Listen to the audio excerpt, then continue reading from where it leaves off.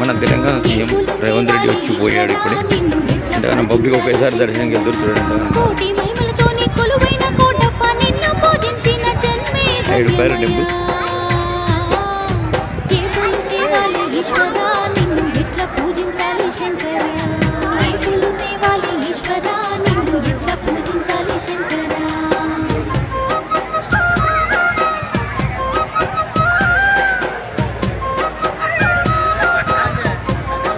ముంగండి